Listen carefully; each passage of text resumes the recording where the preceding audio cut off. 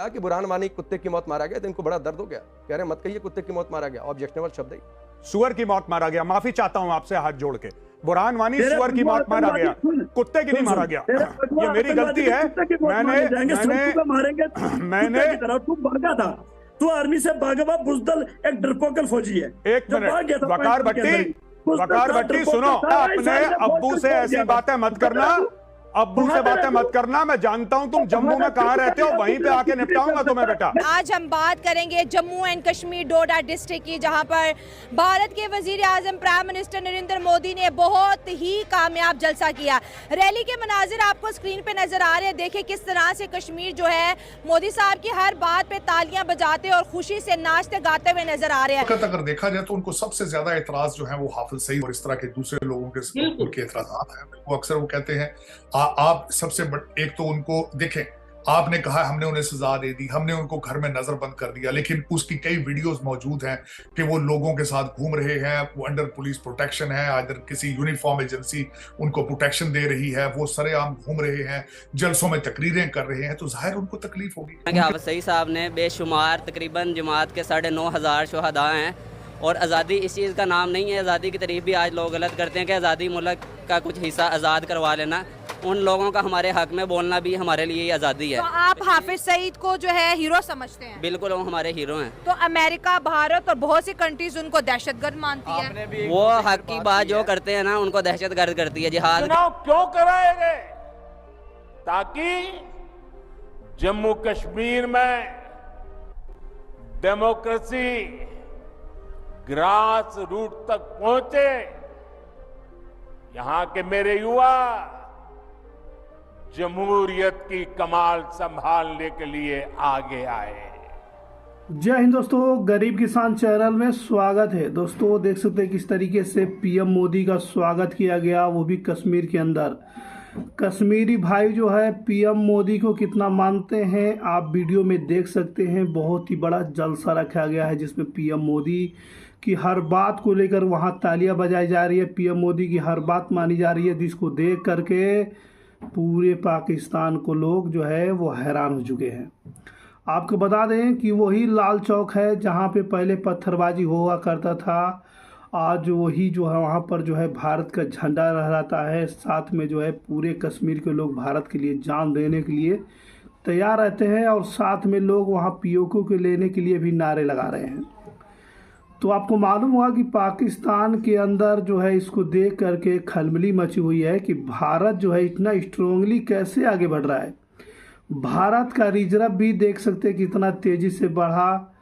66 अरब dollar जो है तकरीबन 2024 में बढ़ा है। भारत का जो है रिजर्व खजाना बहुत ही ज़्यादा बढ़ा है। दोस्तों आते हैं वहाँ पर इंडियन आर्मी के ऊपर अटैक की भी खबरें सुनाई देती हैं, फिर इंडियन आर्मी उनको टेररिस्ट बोल के मार देती है। जाहिर है बगैर वीज़ा के अगर आप किसी की सरहद क्रॉस करेंगे तो वो तो आपको दहशतगर्दी कहेंगे ना, कि बगैर आइडेंटिटी के।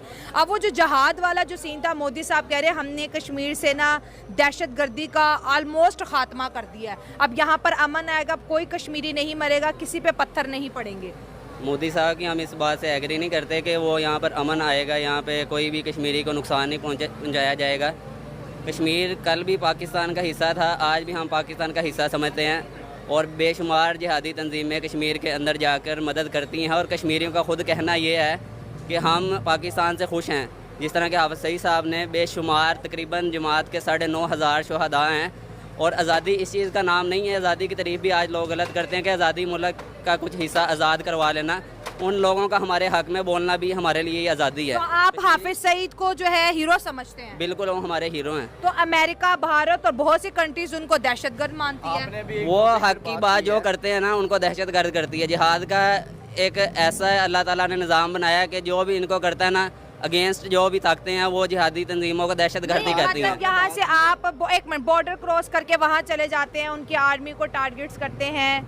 ज़ाहिर आर्मी या फिर पब्लिक भी मर जाती है इस तरह के हमलों में, गोली देख के थोड़ी ना बचती है। तो इससे क्या कश्मीर आज़ाद होगा कि इससे कश्मीरियों की मुश्किलात में और इजाफा होगा, कर्फ्यू लगेंगे और ज़्यादा सिक्योरिटी आएगी? जब हमारी हुकूमत कुछ कर नहीं रही तो हमें चाहिए कि हम अपने मुसलमान भाइयों की जो है ना वो हिफाजत करें। तो हम फलस्तीन जाके क्यों नहीं जहाद कर रहे? फलस्तीन भी जाके जिहाद कर रहे हैं। फलस्तीन भी जमात के बेशुमार बंदे गए हैं, उनका वफद पूरा मिला उनसे, हाँ। और वो हमारे हक में जो है ना बोले भी हैं, और उन्होंने हमारे तावन को कबूल भी किया है। इसी तरह कश्मीर में भी जिहाद की बेशुमार तंजीमें काम कर रही हैं और कश्मीरी तावन भी कर रहे हैं, साथ भी दे रहे हैं, और वाकई वो इस बात को मान भी रहे हैं कि क्या कहते हैं। इससे क्या हो रहा है? इससे तो मुल्क के पाकिस्तान पर इंडिया बार बार ये बोल रहा है कि ये दहशतगर्द भेद है, इससे तो हमारे मुल्क की रेपुटेशन खराब। रिलेशनशिप, भारत की जरूरत नहीं है आपके साथ रिलेशनशिप, ये हम इस चीज को रियलाइज नहीं कर रहे।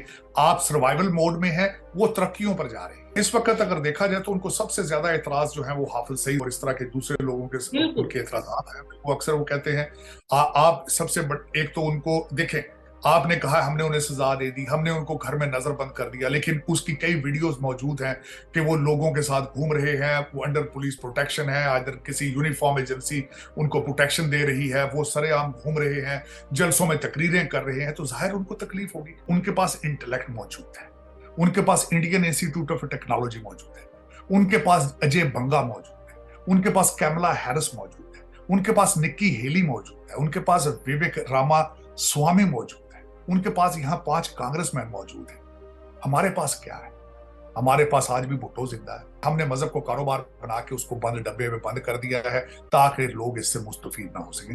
यही हमारा अलमिया है। और भारत के अंदर मैं जिस तरह आपको बताना चाहूंगा, रंग रंग की बातें हैं। आप भारत की बात करते हैं, मैंने कई भाइयों मुसलमान भाइयों को इंग्लैंड में देखा है, वो कहते हैं हम इंग्लैंड के अंदर शरिया इन्फोर्स करेंगे। भाई जहां के आप पैदा हुए वहां तो शरिया इन्फोर्स नहीं हो रही है, लंदन में किस तरह इन्फोर्स कर लोगे? मोदी जी के अलावा सिर्फ आज तक विंस्टन चर्चिल और इजराइल के प्राइम मिनिस्टर ने कांग्रेस से 2 दफा स्पीच की।